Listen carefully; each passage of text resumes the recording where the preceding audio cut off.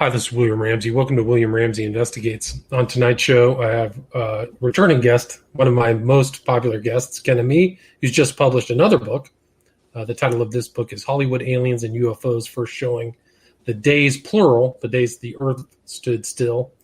And it covers the day the Earth stood still, the film, both versions, also a comic book and a short story. So we're going to talk about that. Also joining me is Chris Taylor from Don't Let Them Burn. And again, Zach from Indie Rock Dinosaur. So welcome to everybody. Ken, thanks for joining us. Thanks for having us. I usually do the preliminary for people who don't know your name, but I don't know if that, I'm sure by now if they listen to my shows, they know your website, truefreethinker.com. And Chris is don'tletthemburn.com. And Zach's, I forgot, yours is YouTube, Indie Rock Dinosaur. So anyway, yeah, Ken, kind of on a standstill right now, but there's still 15 episodes. All right, cool. So, Ken, talk about what led you to write this next book, number 45? I don't know. I haven't counted in a while. But I'll tell you the truth. This past week I was editing 3 books, so I have a couple more coming out pretty soon here. Nice. Well, it's a fascinating book. It's really the classic, if not one of the most important science fiction films ever made. Still fascinating to watch. In fact, you'll note the quotation that I use in the front matter there is that the director, Scott Derrickson, said it's a sacred text for science fiction buffs. And what in his mind do you think makes it so sacred, which may not be the correct Well, so as term far as a project, I've written the book Transhuman Hollywood, and then reviewed various other movies. So I figured I would do a singular book on movies with alien and UFO themes. So this one, there it is. It's just a really quick read right there. Just no big deal, right? No, I'm kidding about that. Because what happened is I was writing the book of movie reviews, and when I got to page 500, I thought, I better turn this into a series, because much less when I got to page 600. So I'm breaking it up into a series that are, I don't know, roughly shooting for about 150 pages. So they'll be frugal and they'll be a quick read. So this was the first one. And it was great because I was like you said, I was able to combine a review of the 1940 Hiram Gilmore Bates III story, Farewell to the Master, and the 1973 Stan Lee comic based on that, and the 1951 movie, The Day the Earth Stood Still, and the 2008 movie, The Day the Earth Stood Still. So that made up the whole book right there. And I think that's part of what is fascinating about it. In terms of a movie, it's early. It's so early that it's black and white. It also has some features that differentiate it from the original story. And then since we had a relatively recent follow-up, then we're able to kind of see how the story has, I know a lot of people would use the term evolved, but it's more like had been redesigned, as it were. So yeah, it's kind of a multi-layered story. There's kind of a lot of little things that you can catch in it. And even if you just watch it as is without really thinking much about it, it's really interesting because you have an interaction of an alien that comes to Earth, but also along with his robot. So that character is a whole different world, right? When you're dealing with an alien that's humanoid, looks just like a person, speaks our language, no big deal. But then you have Gort, a robot that does not speak. It does not interact on its own. It kind of follows orders, and it can blast your rear end if it needs to. So it's a whole other type of thing, right? Dealing with this artificial intelligence, and that too is a very early version of an artificially intelligent robot. So that's so many themes wrapped up in the first movie. And how much was the first movie inspired by the short story? Well, there is. Okay, so the one thing is in the original movie, a flying saucer actually descends to Earth. Okay, now in the newer version of the movie, it's not a flying saucer; it's a sphere. It's It's not a craft we would recognize as a craft, but it's a sphere with undulating lights in it.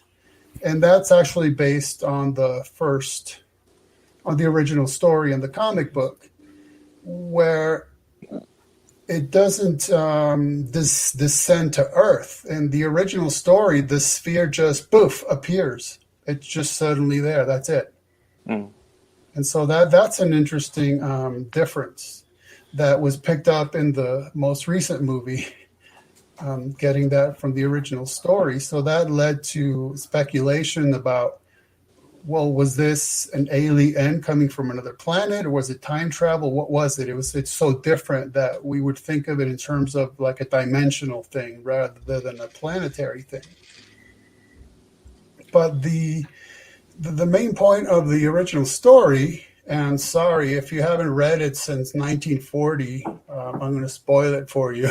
You've had over half a century, so it's called Farewell to the Master, because what happens in actually every version is that the alien Klaatu, he ends up getting shot. Okay, so what's interesting, incidentally, as a side note, in the original story and the comic book, it's some religious fanatic that shoots him. In fact, I can read you some quotes about that while we go along. That reminds me, was it Contact where the fanatic shoots or blows up the interstellar space? That reminds me of that.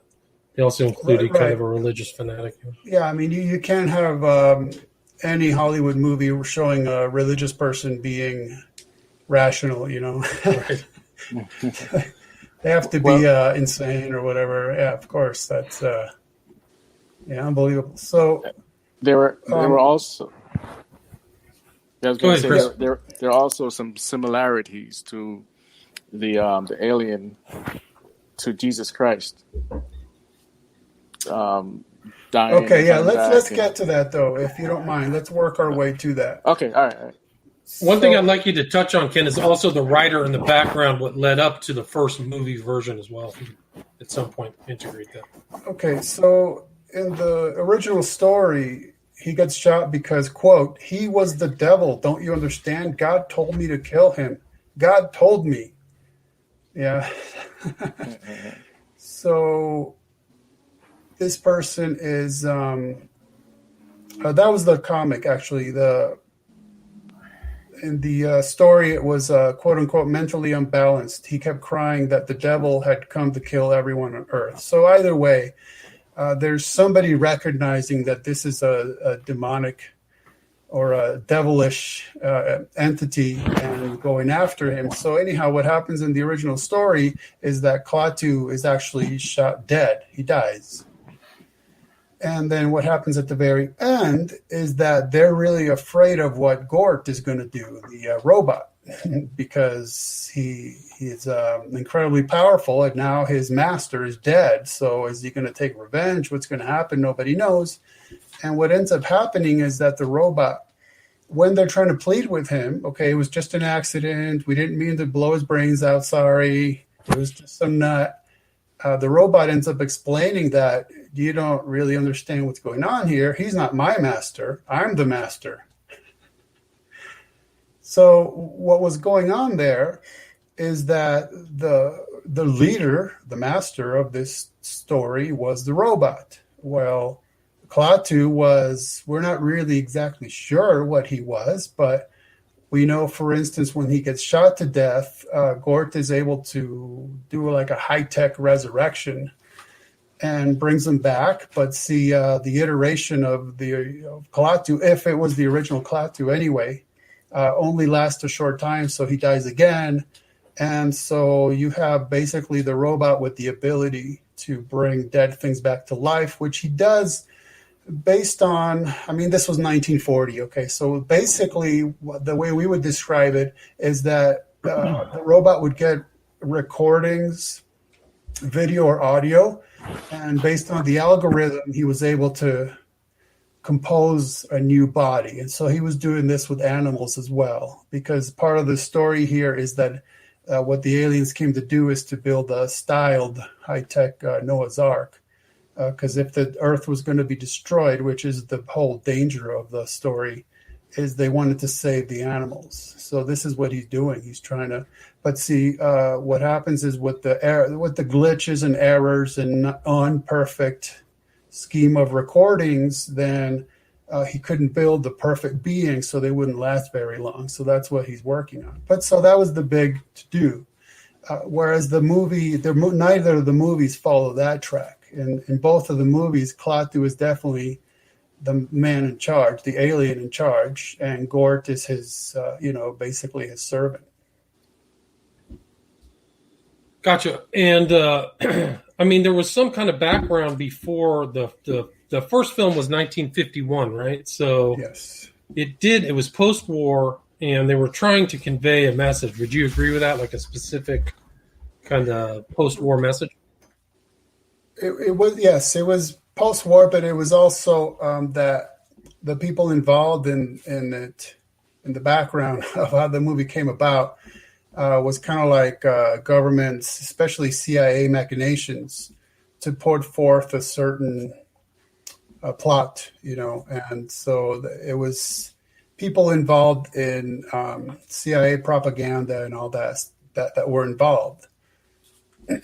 But they're talking like when Klaatu shows up, it's can we go talk to the United have a message to the whole world? So there's definitely a globalistic theme. Would you agree with that? Oh, absolutely, yes. Because I think any of us who have been around this kind of stuff know the more readily available example is Ronald Reagan talking about how I wonder if we need alien menace to bring us together, and that's kind of been a theme all along. Right, we humans will fight each other over anything and everything, but if you can imagine and a wholly other a menace coming from without, then the view is that we would unite. And so, right, you had the United Nations back then, which was seen as, well, this is just going to just bring peace to Earth, right? Where even the director Scott Derrickson talked about how by 2008, they couldn't do that anymore. They couldn't appeal to the United Nations like that anymore because now it's seen as such a failure and more like a malevolent thing, if anything. And also, so in the 1951 movie, also what's interesting actually is they make a point that there's no way that Klaatu could address the nations of the world because everyone's still infighting. So he had to end up appealing to a group of scientists, and they do come from all kinds of different backgrounds and religions or lack thereof and nationalities. So that was kind of an interesting point to make. And I mean, if I remember correctly, isn't in the film, don't they land in DC? They Where's do. The original, 51. They that's an interesting part of it too, because then you get the whole alchemical wedding symbolism, right? Of the Washington Monument as the phallus and the Oval Office as the womb, and you got that whole thing going on. Do you see what I mean? Mm-hmm. On a mystical level, it's this force that's coming along and bringing this together to enlighten us, quote unquote, right? It's really. I mean, isn't that like the message, like the subtle, right? The subtext of this whole thing is Americanism, right, globalism, post-war kind of triumph, and this is how we're going to reshape the world through this film. Do you think that's plausible? Like their intent of the writing and the production of the film? I mean, that is a trope, really, in alien movies. Even up until the very recent Arrival movie, which is exactly about that. It's about this menace bringing about a global government, or at least the hope for a global government. Yeah. Mm-hmm. And then how does, I mean, like what happens next in the film? So they show up, Klaatu has a message, he goes through the group of this, and then what happens? I mean, one of the key features is that he gets shot instantly. It's like, welcome to America. Right. here we spell out our welcomes in hot lead, basically. So that's one of the shocking things is finally we have alien disclosure. They're right here talking to us all, and boom, it gets blown away. So that's kind of something that makes a point, right? The point at the end of a bullet is you're sticking your nose in Earth business, and you got the business end of it. And so how is he going to come back from that? And so, like I said, in the original version, he dies and then comes back, at least temporarily. Whereas in the first movie version, he ends up in a hospital. And then we can jump over to what Chris wanted to discuss, because if you notice, he decides he wants to leave the hospital. Of course, they're not about to let him do that, but he escapes. And what he does is he grabs some clothing, and the name on the laundering tag is Carpenter. Right? So that tells us something. So now, Chris, why don't you tell us what that something is? Well, I believe the writer was trying to make a connection to Jesus Christ. Not sure if it's a genuine connection, meaning benevolent or not. Usually I see these type of characters as Antichrist, but, with him dying and resurrecting, you got the name Carpenter, and there's a few other things that went on in there.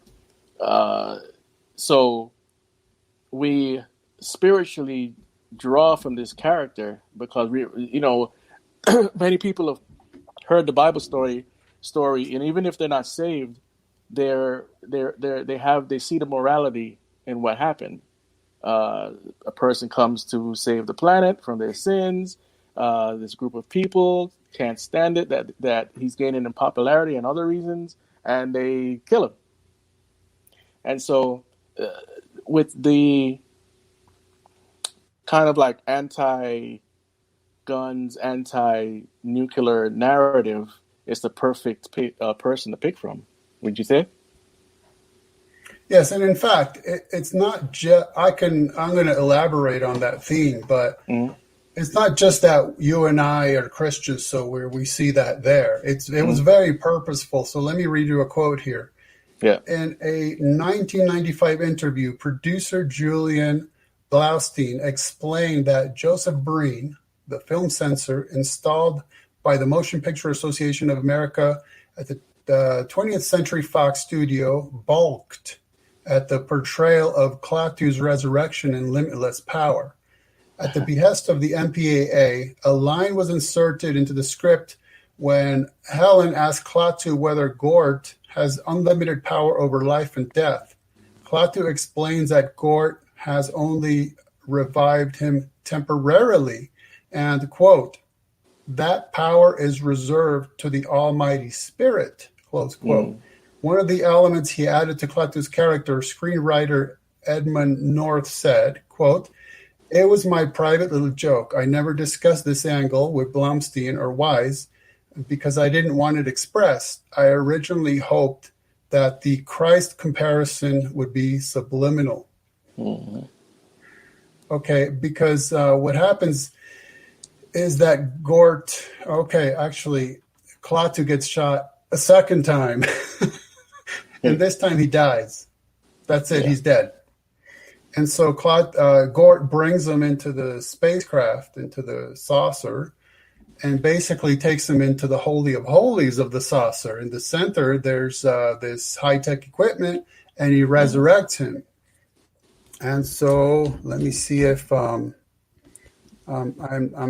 looking around for quotations about that too, because that is stated very bluntly as well as kind of an inside that you and I, again, could guess. Let me add this, if I can, Ken, while you're looking for that, it would be that there's another thing you wrote about in your book about the whole kind of allegory to Christ, which is we have come to visit in peace and goodwill, referencing Luke 2:14. So I think that there's other lines and things in there that kind of enhance the idea of Klaatu as a Christ Messiah figure. And what you'll see is a lot of movies replicate this same allegory. E.T., Optimus Prime from Transformers, Tony Stark, Spider-Man, and the list goes on. Go ahead.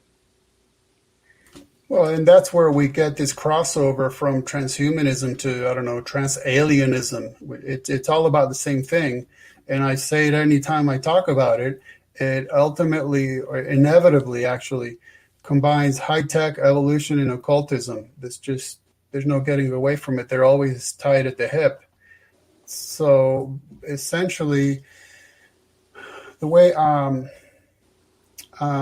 there's actually a key distinction between the 1951 movie and the 2008 movie. So for one, in the original movie, as well as in the original story from 1940, Klaatu shows up looking human. That's it. He's exactly like us in looks, in appearance. That is how he is ontologically. He didn't transform into something humanoid. He looks that way, just like we do. Okay.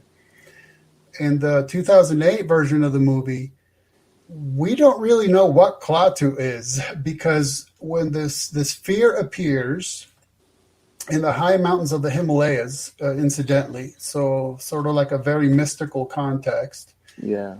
And there's an explorer there who chips away with its ice pick at the sphere and opens it, and then something just kind of happens, and he wakes up the next day. He notices a hole in his glove, and he takes it off. Guess what? He has a mark on his right hand. The implication is that they took a skin sample, but it could have been from anywhere, all over his body. It just so happens to be on his right hand. He received the mark. You guys know what's up. Mm-hmm. And so what they did is take genetic material from a human.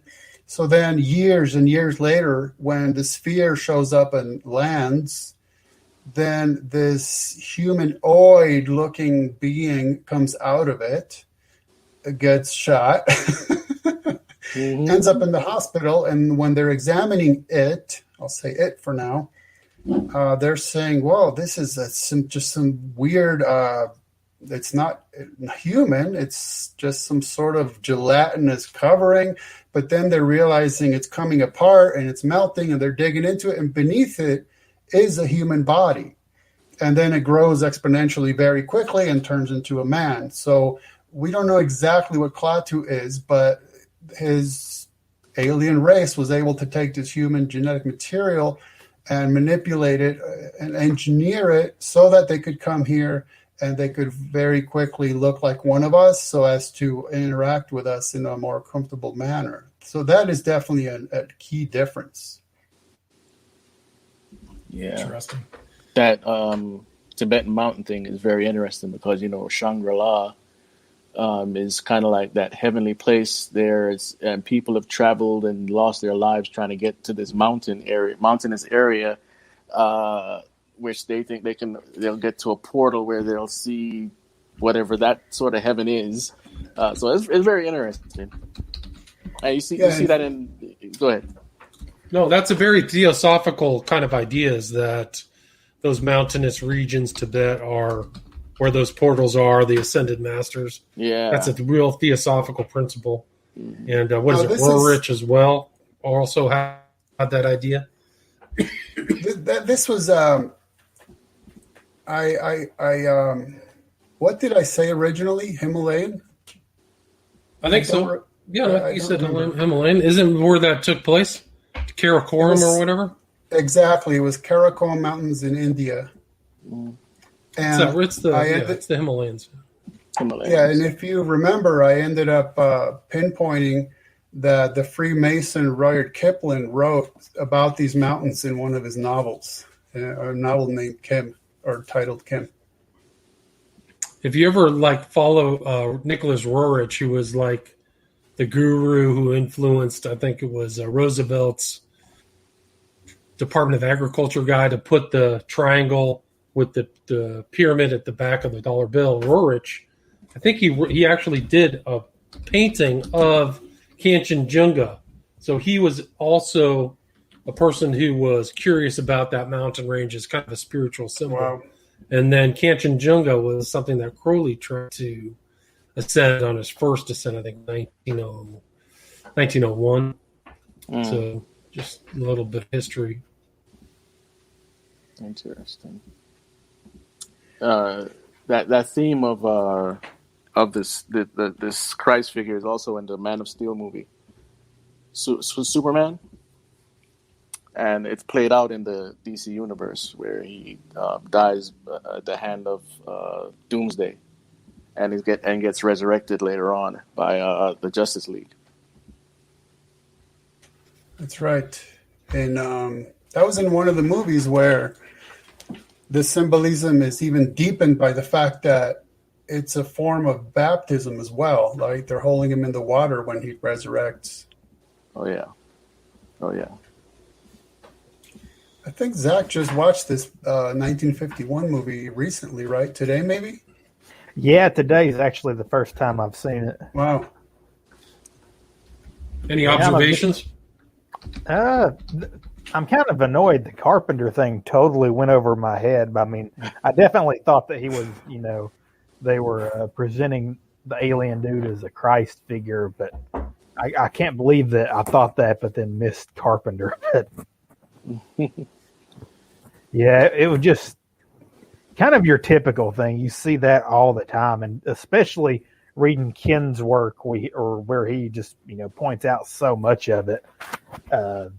It's kind of just like one in a long stream of like things just like that. It's sad, kind of. But isn't the robot, doesn't it remind you of Iron Man? Like they took that idea right away from him? Is that true? I can't remember when Iron Man was invented, but I'm not sure if it's a dupe, because back in that era, that was kind of one of the themes in a lot of these books, like the Iron Giant. You'll see it a lot in sci-fi movies. A lot of these artificial intelligent robots. It does look like the Iron Man costume. Well, a little bit, not necessarily direct, but good. It fits it enough. The robot is like a golem figure. You guys agree with that? It's so interesting you say that, because in my book, The Golden Golem Goal, I kind of went into that correlation between Golem as artificially intelligent to then just a modern day version of the Golem, which would be a robot. And in fact, in 1919 is the first time, as far as we know, that a story was written where a golem is actually made of metal and has gears. So it's basically is a robot. 1919. Yeah. And then, of course, 1927, we all know of Metropolis with the famous robot. So that stuff was around relatively early in sci-fi. Don't forget Greek mythology. Greek mythology, you have a lot of automata and mechanical devices going way back to whatever level of, some were just kind of gadgets, but mythology contains them doing a lot more than just kind of spinning around the room or whatever menial things they did. Mm-hmm. The owl from Clash of the Titans. Yeah. Right. Oh, and if Zach, if you like the Carpenter thing, when it's first being announced that the flying saucer has landed, they're showing images from all around the world, people listening in on the news, and there's an image of Italians listening in on the radio.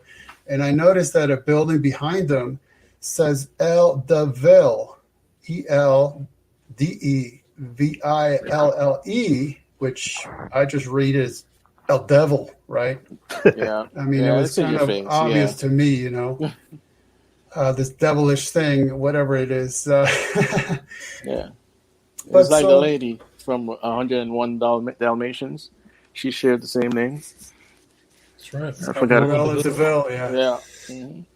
But I mean, this film also is kind of like it's very influential, and even some of the terms or the words used have disseminated through other science fiction films. Don't you reference that in the book? Yes, I noted how when I watched the original Tron movie, I happen to notice, because I have a trained eye by now, that, and there's just a scene of an office, kind of really quick, but I noticed on the wall of the cubicle it says "Gort Klaatu Barada Nikto," and that term also came up in Star Wars, and it came up in what is it? Army of Darkness. Army of Darkness, yeah. So it's kind of become a very famous trope. Klaatu Barada Nikto. I think it wasn't it in that movie, the precursor to Army of Darkness, the Sam Raimi film? What was the one where they go to the, cabin in the woods? Evil Dead. Yeah. I thought maybe that you referenced that. Maybe not. Consequently, I'm literally 20 minutes away, or maybe 15 minutes away from that cabin. Was that right? Yeah. That's like one of the real classic original horror films, was that Sam Raimi. I think he ended up directing a Spider-Man film, if I remember correctly. Yeah. He did 3. Spider-Man 1, 2, and 3. Yeah. It is in Army of Darkness and Star Wars: Return of the Jedi. I'm gonna look it up. Incidentally, Tron, the original movie, we should discuss that sometime. I reviewed it in Transhuman Hollywood, and that is a straight-up gospel story right there. Just straight up. I hadn't watched it in decades and decades, and when I finally did a couple years ago, I was just stunned. Like, I can't believe what I'm seeing. This is a straight-up gospel story. It's so blatant when you're noticing it. Yeah. Well, a lot of Hollywood take clues from the Bible and make some great movies out of them.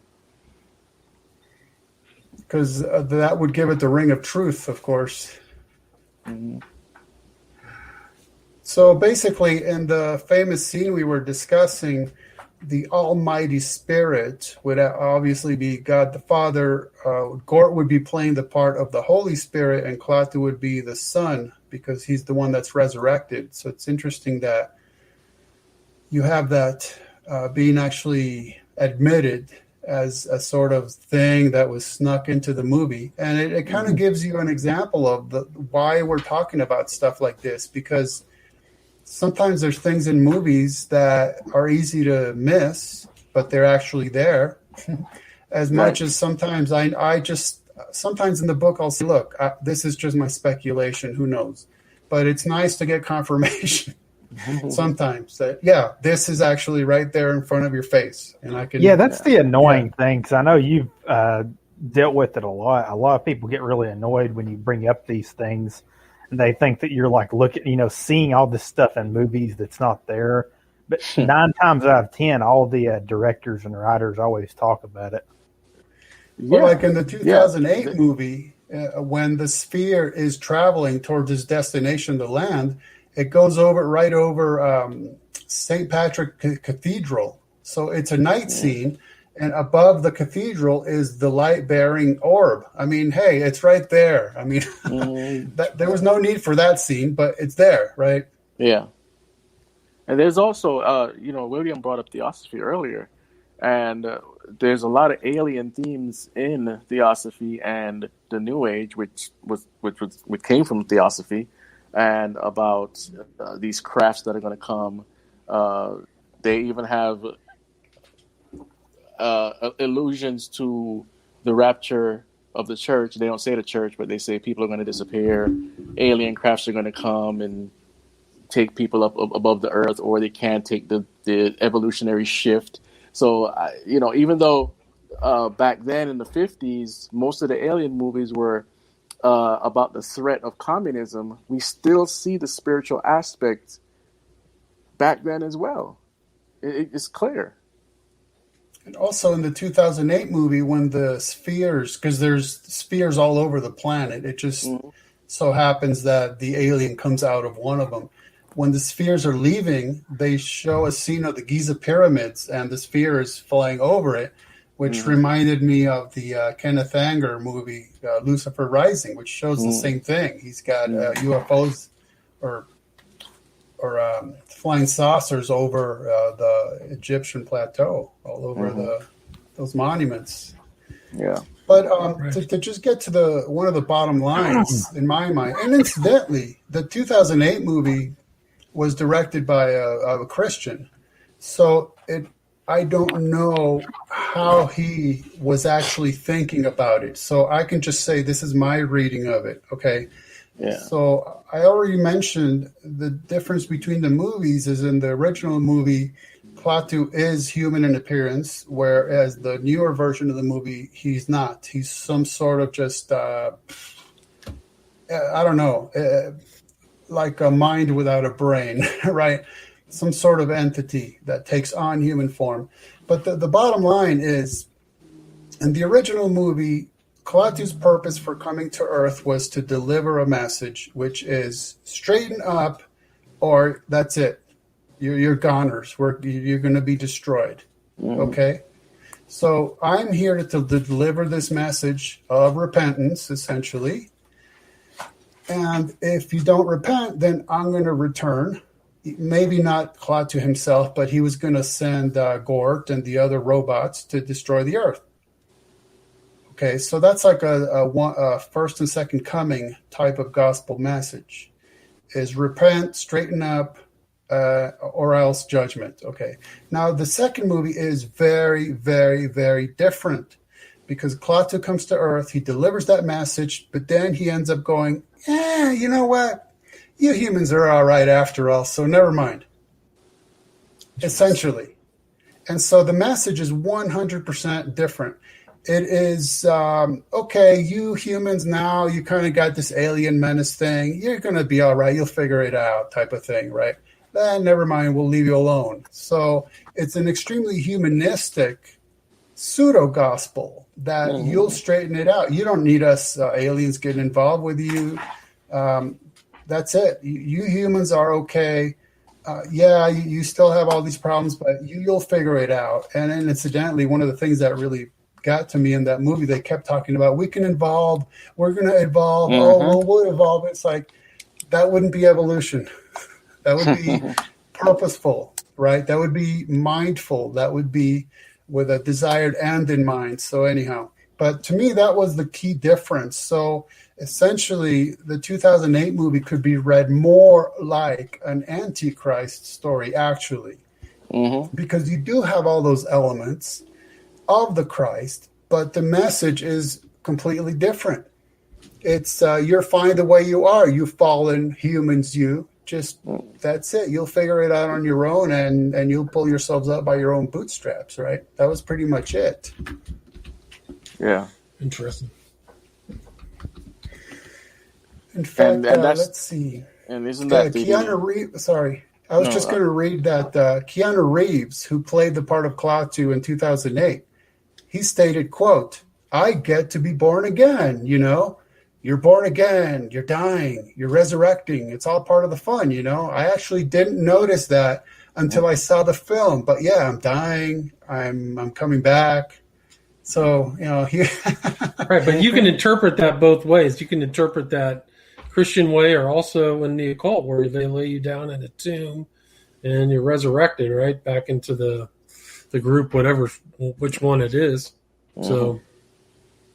So this is where I'm saying it gets difficult for us or for me to say, it's easy for me to say this is how I'm reading it, and I can give you all my observations to back up my conclusion, but I can't say for sure what the script writer, the actors, the director, the funder of the movie, all these people involved in it. I don't know what they thought. I don't know what they meant by it. But it's interesting that even an actor who was there making the entire movie ends up sitting down to watch it and goes, "Hey, I just noticed something." Yeah. It's interesting. Yeah. You can also look at the context of those films made at such a different era, right? The post-war era and then the kind of new millennia era where there's almost none of that kind of, Christian kind of biblical outlook, which is probably why the 2008 version, like you said, has this kind of, hey, everything's okay, you'll be all right, you'll just have to change yourself instead of, you better change or else, right? And I mean, it is remarkable that this story, in one form or another, has traveled from the 1940 all the way to 2008, and it is fascinating how long it has stood out as a story. Again, there's very different elements originally, but still, that we would have such an interest in what would the appearance of an alien, okay, one of those tricky words that could mean so many things. What would the effect be of it coming to Earth? And yeah, what about the 1940s and 50s, where even though not every United States citizen was a Christian, at least there was a common understanding that there's a Christian ethic, to then traveling on into the future, where it's like, hey, now we're seeing the result of our culture losing that ethic. We're seeing it around us every single day, to the point that it's just like, I think you hit the nail on the head, William, where the message would be radically transformed, even though the people involved in it, from the Christian director to Keanu Reeves, who could later recognize that in the movie, still would portray a very different message. That's why I ended up saying the story changed a lot in its premise, in its ultimate point between the two movies. Now I didn't. I watched the movie one time when it first came out, but I remember there being a strong environmentalist green theme in there. So you watched the 1951 movie when it first came out? No, the one with Keanu Reeves. Not even William was around back then. Hey, man, I'm pretty old. There are definitely those concerns, and that's part of why the aliens are here, because they could have just wiped us out. But besides delivering the message of you better repent, essentially, that is part of their. In fact, the 2008 movie contains a whole narrative and a discussion about how unique the Earth is, right? And how it is able to sustain life. And that is why they are collecting samples. Like I said, it's like a Neo version of a Noah's Ark. What the aliens are doing is like, okay, if you humans are going to destroy the planet, or we're going to do it for you, either way, we want to preserve all these life forms. In fact, guess what, Chris? You're going to love this. That's the theme in Childhood's End also, right? They collect all the... Yeah, there you go. I knew you were. And also, Knowing. You've seen that movie? Yes. Okay. The same thing, the chosen ones, and they got to collect all these kids, and it's the same. And Knowing, Nick Cage, the alpacas. That's actually from Color from Space, but still. That's just 1 year after the redux of the day the Earth stood still. So that was 2009. Knowing. And right. Sorry, not to cut you off, but the theme of Childhood's End, if you do a search, you'll see many books with the same theme, and comic books like the X-Men going off of that original theme as well. See, I consulted with William, if you remember, William, a couple of weeks ago, because I was writing my review of Childhood's End, which will be in this series of books, by the way. And I was talking about how, Childhood's End, the novel, is based on Arthur C. Clarke's short story, The Guardian Angel. Right. Okay, so that's why I ended up... Right. Yeah, I ended up talking to William about how in occult magic, there's the concept of the knowledge and conversation of the Holy Guardian Angel, right? Right.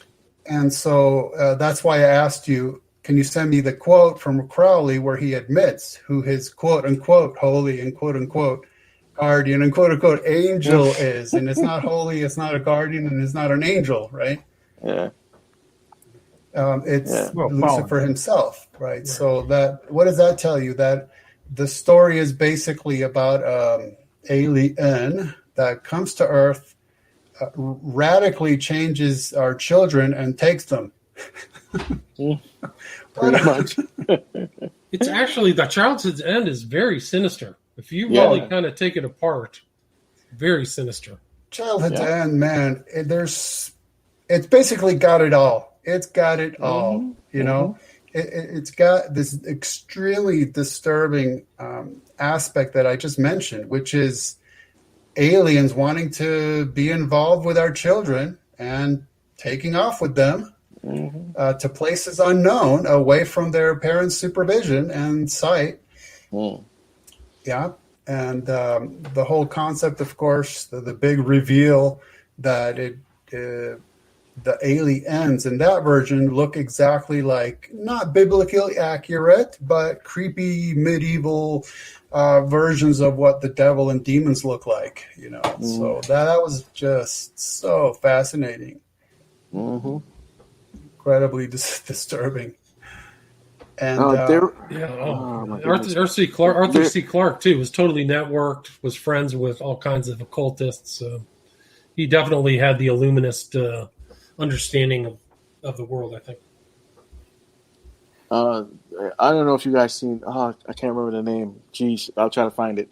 But there's a Steven Spielberg TV show with these aliens, of course, fighting the humans, and then they have a person that come on their side. You know the trope. The Dark Skies? Fallen Skies. Fallen Skies. The same themes are in there too. Chosen ones, good alien, good cop, bad cop aliens, mixing alien DNA with ours. Also, everything is in there. And I know I mentioned this anytime we talk about aliens and movies, but in the revamped version of the TV show V, which was really short-lived, by the end of it, the aliens were constructing a machine that would extract the human soul from our bodies. Yeah. And how they trick them. Life-saving technologies.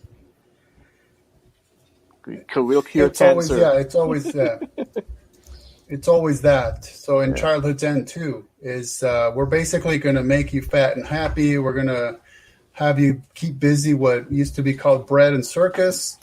Meanwhile, we're going to turn your kids into psychics who have all kinds of paranormal abilities, and then we're going to just take them off the planet and blow it up. You're all dead. Yeah. Wow. Thanks. All the programming makes me wonder if we're actually going to see something like freaking fake staged alien invasion soon. I know that's the thing like everyone's always talked about. I just wonder if it'll actually happen. Maybe they're faking it right now. Maybe a lot of that stuff you see in the comic culture is totally faked. Oh yeah, I think it is. I'm talking like a big event, like where they start. Right. Well, there was a Project Bluebeam or whatever it is. I think it's coming. I can't tell you when, but I think it's coming, and maybe not now. Maybe after the rapture. I don't know, but there's three forms of these things. You have demonic activity, you have governmental spacecrafts, and you have hologram technology. That does exist. You just have to do the right research to figure it out. On the subject of science fiction, read this book, 2012 by Whitley. Comedian. Ridley Scott? Look at even the numerology. This guy's like Whitley Scott. 11 on December 21st, 2012. This you're breaking up. Three is more connected to all this kind of illuminated themes than you might realize. Yeah, he's got a lot of stuff. 11, no. Yeah, I don't drift him at all. 2012. If you recall, William, I started the book, and I'm going to do this with every book. It's not just about the movies, but I'll provide some background. So in this case, it started with a chapter titled 2020, the first year of the rest of our lives, where I just kind of chronicled throughout 2020 the numerous news reports from mainstream sources. I didn't even bother with the French stuff. The mainstream media telling us time and time and time again about alien life. We're hoping to find alien life. Maybe we found the alien life. Let's look here. Let's look everywhere. Yeah. And then so that's one of the features that I want to put into these books is some kind of background information on technology and just what people are claiming about alleged real life alien and UFO stuff, along with the actual movies. Yeah, because these New Age ascended masters, so-called whatever, we just call them demons, keep telling these New Age writers since a long time ago, but more popular in the 70s and 80s, about these crafts that are going to show up. So why do they keep repeating this theme in these books? Because I think they have a plan to do something like that, to fool the world. It's not far-fetched when they keep repeating it. And another thing... Sorry. They're acclimating it. There's engineering people, right? Socially engineering, acclimating them to that. Yeah. All I was going to say is I appreciate your qualifying terms, because I'm definitely not predicting that will happen. But could I see that happening? I could see it happening tomorrow. Yeah. And also another running theme, which is in this movie, is the disarmament of, nuclear weapons or whatever weapons. This is, I'm not sure how much you've read about Admiral Byrd, if you believe it or not, but his story's the same. Disarm the weapons and bring us into an age of utopia, get rid of the Christians, and form a one world government, and on and on and on. These are constant themes, even in Star Trek. Yeah. Talk about UFOs, communications, all that stuff. This is it. Contact in the desert. You can just kind of go down the list. Suspect. Crazy. There's old Strieber. There's Strieber. Get this, Maria Wheatley. I think I talked to you about her, Chris. This is Dennis Wheatley's daughter. So Dennis Wheatley was friends with Crowley, wrote Crowley-inspired books. Was friends with Fleming. Influenced Fleming actually a lot, but she won't talk to me. I wish a lot of these people would take, actual stands. Like, if I may be wrong, but I'm pretty sure George Norrie is a Christian, and it's like, why does he surround himself with this obviously demonic New Age crowd? Stephen Greer, man, watch his stuff. Holy smokes! Yes, I'm telling you, Stephen Greer, man. Yeah. His last documentary, if you've never seen it. It blew the lid off a lot of things, man. Yeah, if you remember the last time we were together, we talked about him as being the new L. Ron Hubbard, essentially. Oof. I don't know what happened to Enda, but he used to be, I think maybe 2021. Oh, this is the 2020 speakers, so the new ones of this year aren't announced. But Lavenda used to be in this crew.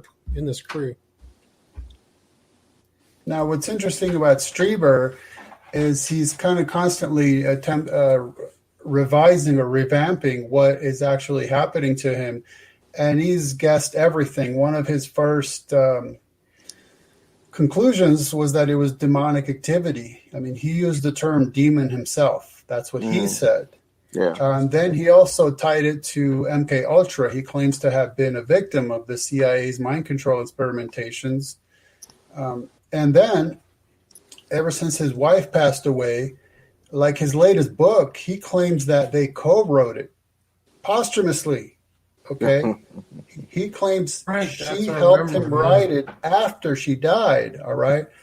Now, I tell you, I've heard of ghostwriting, but this is ridiculous, But the thing is, what Strieber is saying nowadays is that he suspects that the whole issue of interacting with what he calls visitors or greys is actually about interacting with the dead.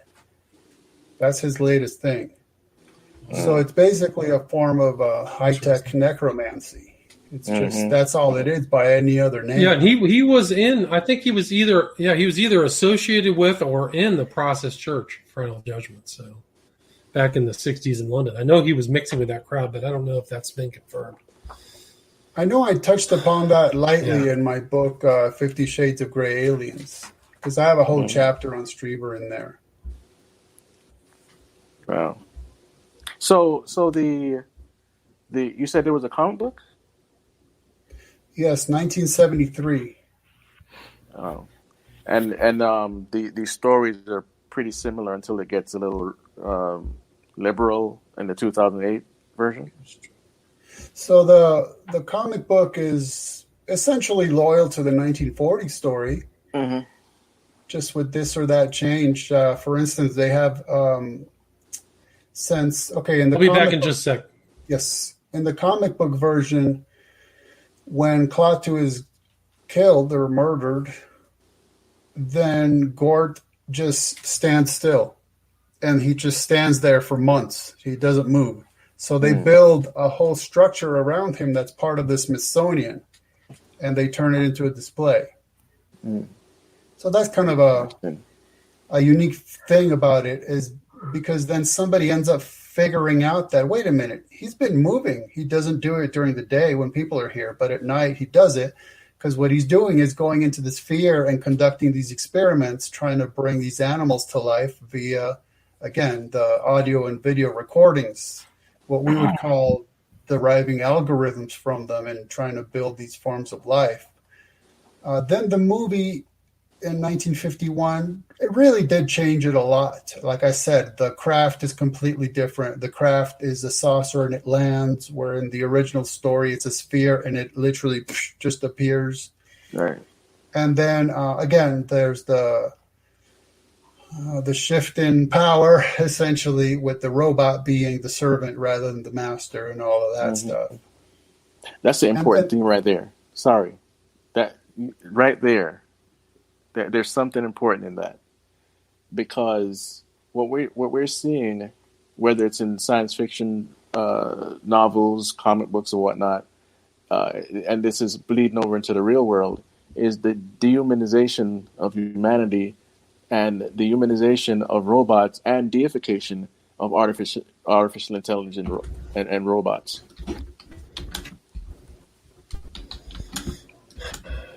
As I wrap it up pretty soon, do you guys want to just kind of bring it full circle back to Let the me book? just read one quotation that's directly tied to what Chris just said.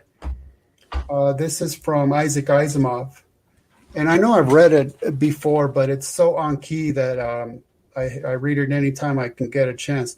He says, "I wonder if we'll make robots so much like men, and men so much like robots, that eventually we'll lose the distinction altogether and have a combined culture.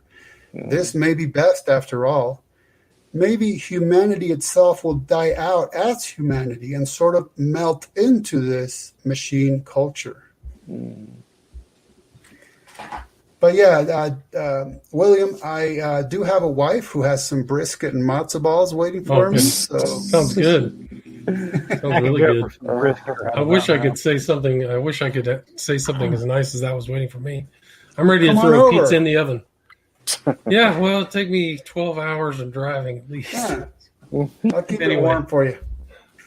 Sounds good. Maybe in the future. Guys, great to talk with you. Thanks a lot for joining us. Again, the title. Thanks for having us. Yeah, pleasure. Let's get back to the title. Ken and Me, Hollywood Aliens and UFOs, first showing the days, plural, the days the Earth stood still, published February 2021. Thanks so much, guys. Have a great night. All right, Hot off the press. God bless. Take care. All right. God bless.